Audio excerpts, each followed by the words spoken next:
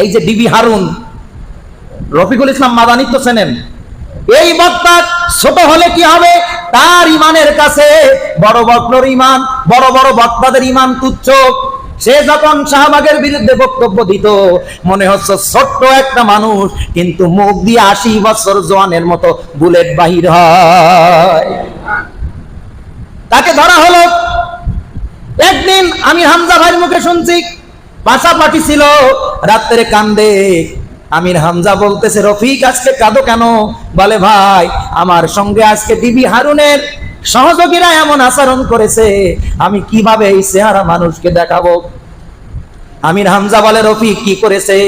বলে, আমাকে রিমান্ডে নিয়ে উলাঙ্গ করেছি, আর আমার বান্দারে একটা যুবতী নারীকে উলাঙ্গ করে দাঁড় করিয়ে দিয়েছে। কোন সন্তান যদি যৌবন প্রাপ্ত হওয়ার পরে